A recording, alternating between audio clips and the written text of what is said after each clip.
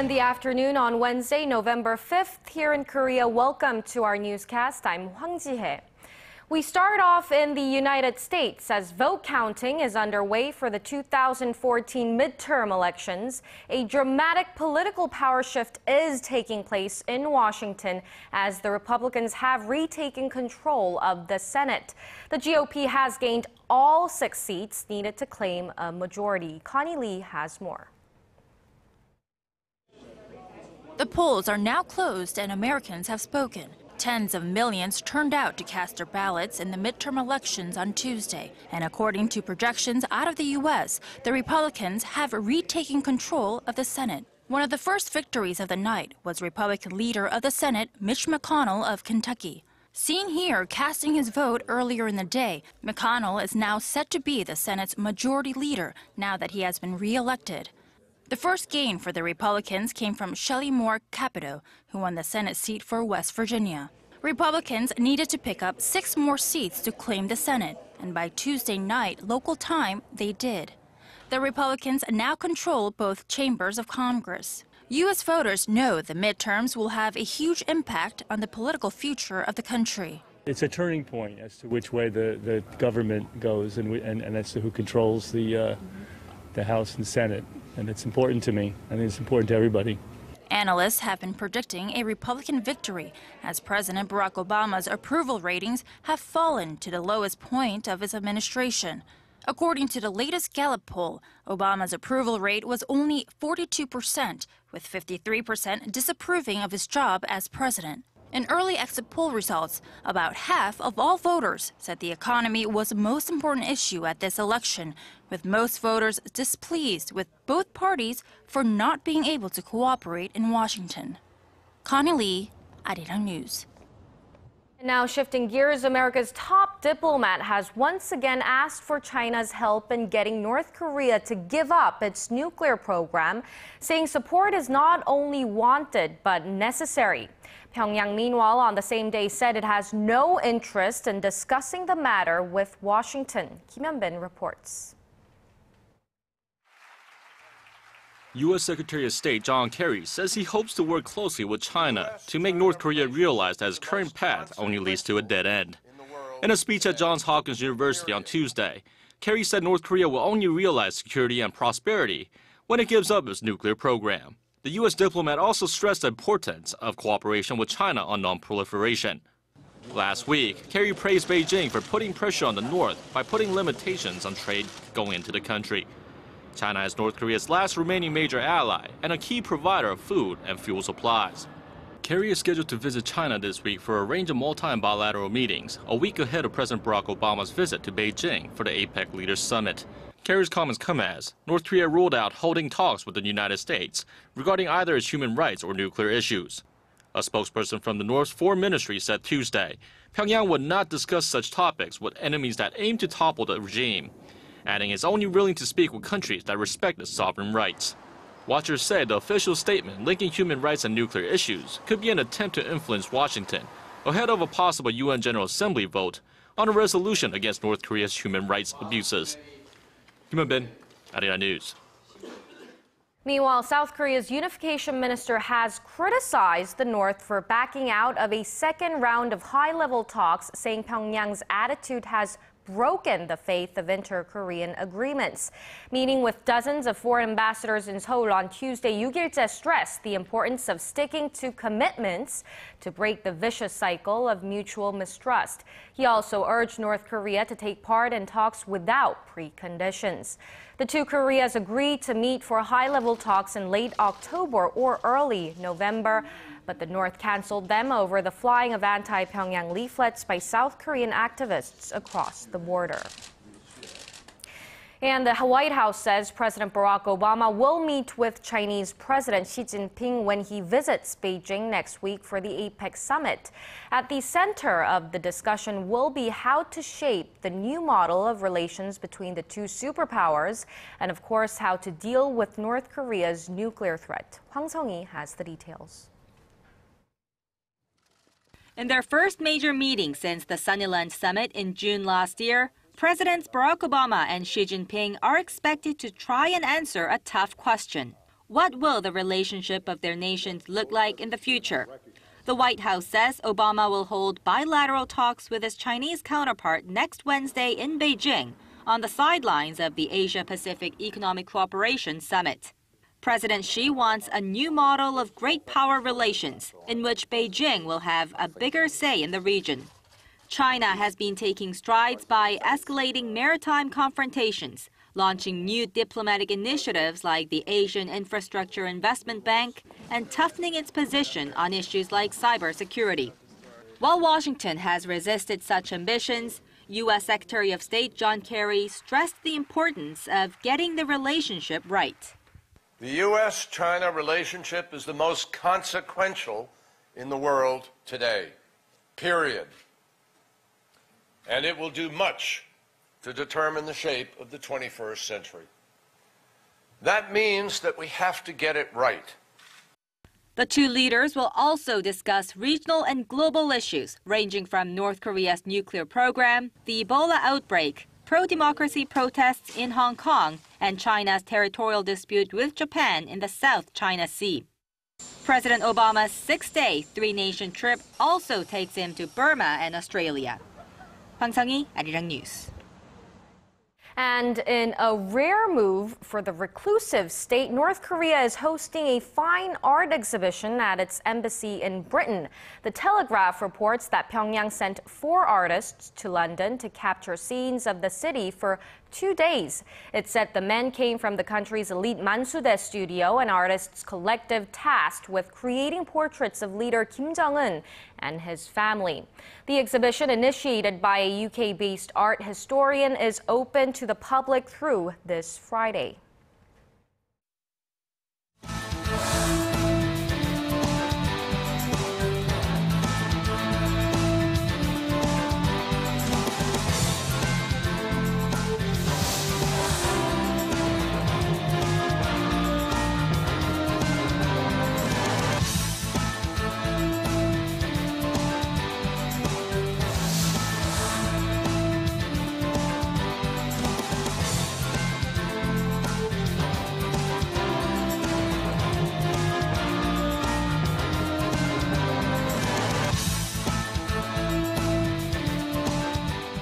The weakening Japanese yen is taking a toll on Korean exporters and especially automakers who are competing against their Japanese rivals in the global market.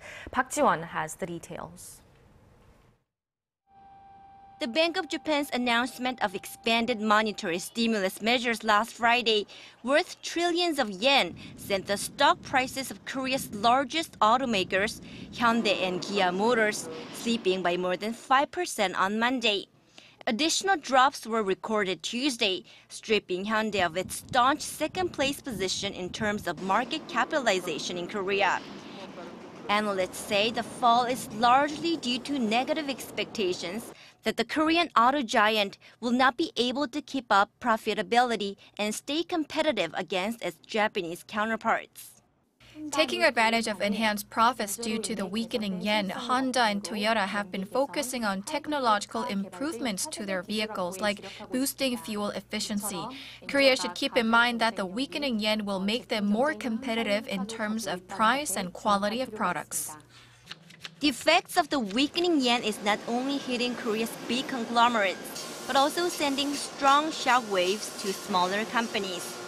3 years ago, the yen was trading at more than 1,500 won per 100 yen, but now stands at around 950 won per 100 yen, meaning a 40% decrease in export revenues. According to the Korea Federation of SMEs, the break-even point for a small and medium-sized exporter is 1,014 won per 100 yen. The current 1 yen exchange rate falls way below that. If the exchange rate falls to around 951 per 100 yen, Korea's export volume will decrease 4.2% and down to 8.8% if the rate falls to 900. Around half of Korea's top 100 exports fiercely compete with Japanese products. But as the yen weakened with no immediate end in sight, bleak forecasts are weighing heavy on Korea's main exporters. Park Ji-won, ARIRANG News. And for that same reason, the yen's dive, bilateral trade volume between Korea and Japan has been shrinking for nearly 3 years now. But as our Hwang Ji-hye reports, exchange rates haven't been the only reason behind the lagging trade. The weak Japanese yen is taking a toll on bilateral trade between Korea and Japan. According to the Korea Trade Investment Promotion Agency, exports and imports to and from Japan have been on a steady decline since 2012, as of the third quarter of this year. It marks the first time that bilateral trade between Seoul and Tokyo has posted negative growth for 3 consecutive years. For Tokyo, the weak yen reduces the need to import Korean-made goods, which have in turn lost their price competitiveness. Added to that is the low domestic sentiment here in Seoul that has led companies to reduce their facilities investment, with imports of machinery and industrial electronics products from Japan dropping more than 20% this year. Tokyo's increased foreign direct investment in Seoul also plays a role in the reduction of imports. Japanese companies account for 28% of all foreign companies in Korea, the highest portion for any country. Besides the weak yen, bilateral tensions between Seoul and Tokyo over historical and territorial issues are also hindering trade.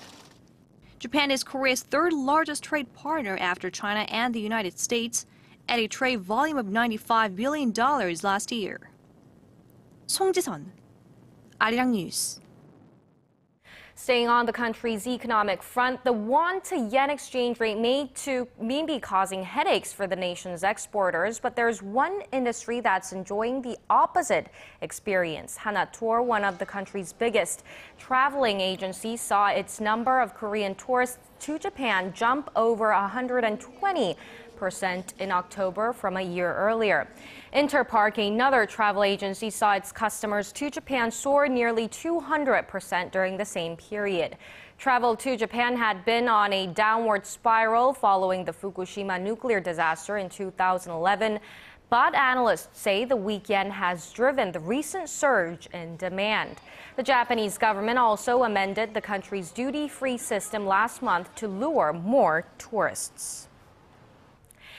And staying on the nation's economic front, Korea's foreign exchange reserves dropped for the third straight month in October, marking the first time the figure has slumped for more than 3 months in a row since the global financial crisis in 2008. The Bank of Korea says that the country's foreign reserves amounted to $363.7 billion as of the end of October, down $680 million from the previous month.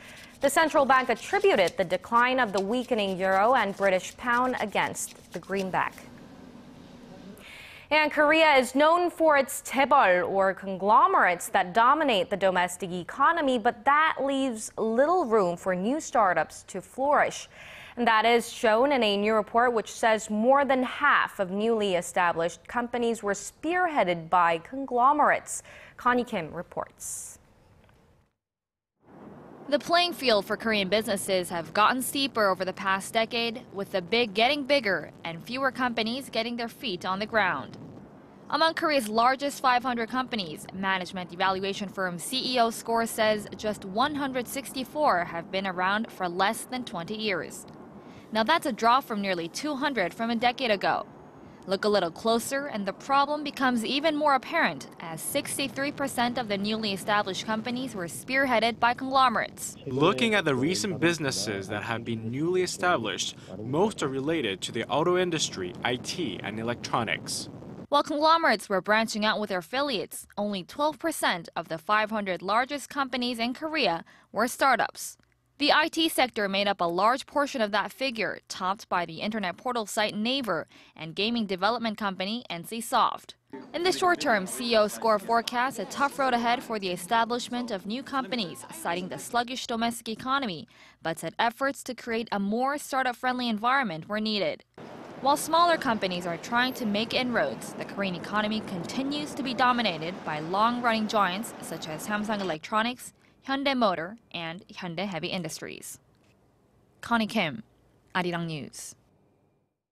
And the number of registered vehicles in Korea has exceeded the 20 million mark for the first time ever, with the number of vehicles on the road doubling in just 17 years.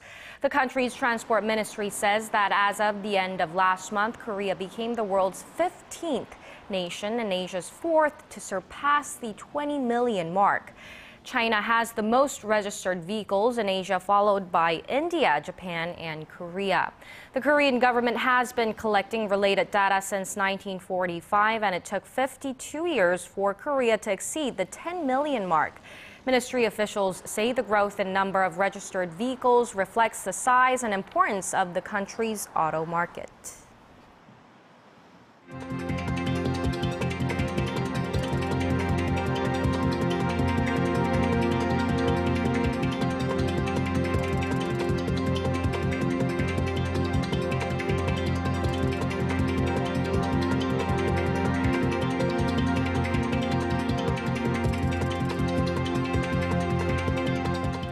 Now, the profitability gap between Samsung and Apple continues to widen, with Apple's third quarter profit margin standing almost 4 times larger than Samsung Electronics.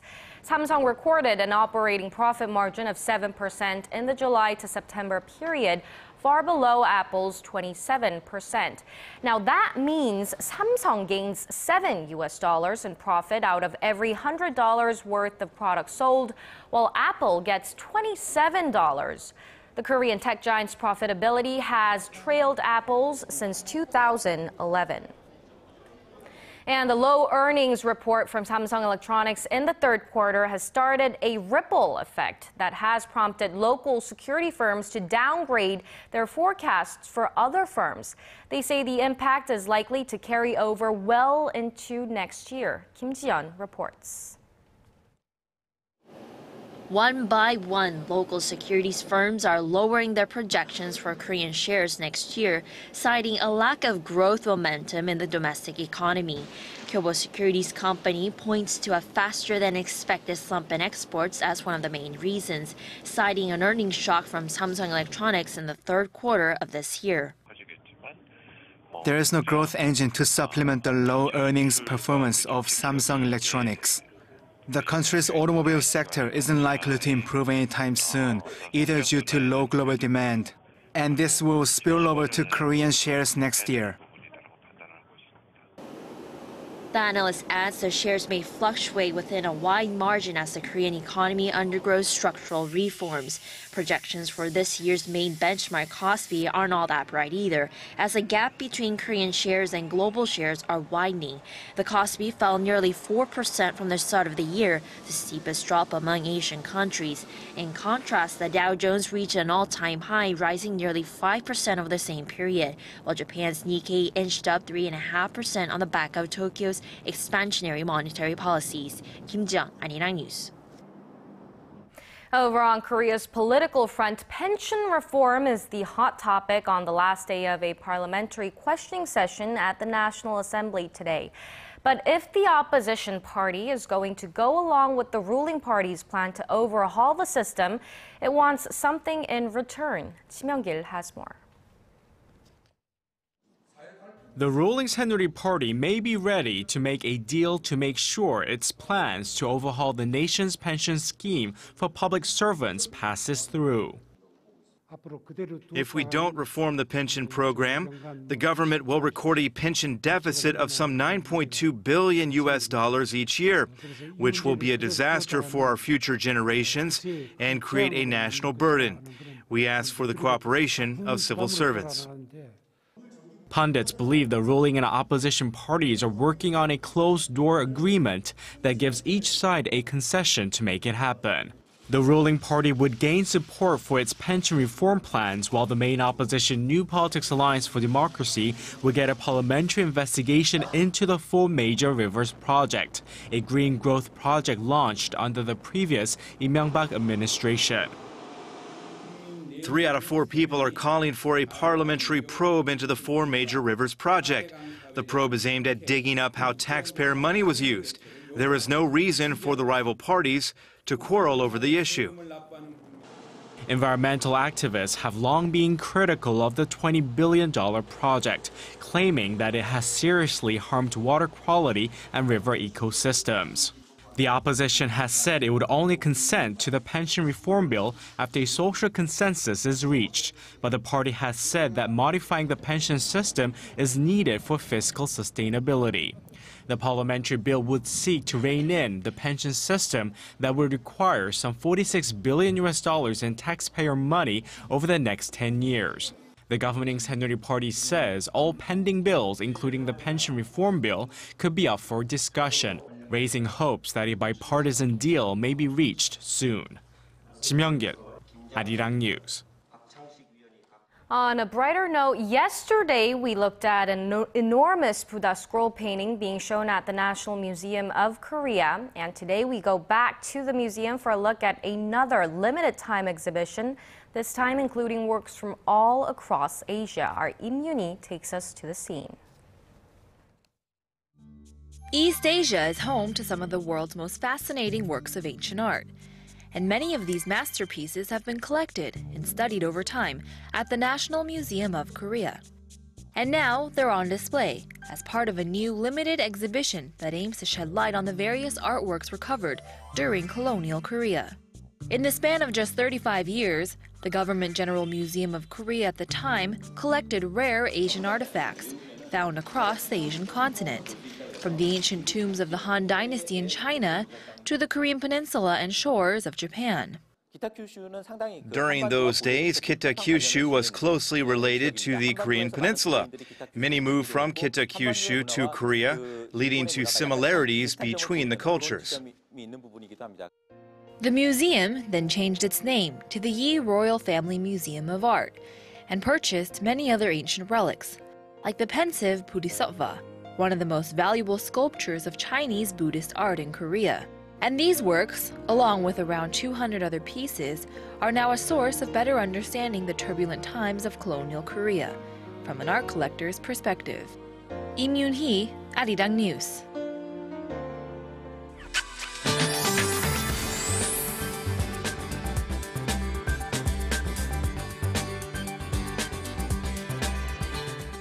Hello and happy Wednesday. I'm Kim Bo-kyung with the weather updates. Hope you were able to spend some time outdoors today as late autumn weather continues nationwide under partly cloudy skies. So daytime highs will jump a couple of degrees compared to yesterday. Also, the 10-degree gap in temperatures between the days and nights will continue, so make sure to dress warmly. At the moment, a dry weather watch remains in effect here in Seoul as well as parts of Gyeonggi-do and Gangwon-do provinces, and humidity levels are down to 19% in some regions. Looking ahead, similar weather will continue for most regions tomorrow, but 5 to 10 millimeters of precipitation will drop along the eastern coast and Jeju towards the end of the week. On to the readings. Seoul and Daegu reach 19, Gwangju 18, Busan 20. On to other regions. Jeju makes it to 18, Daejeon and Dokdo 17. Those are the updates we're following for Korea, and here's a look at the international weather.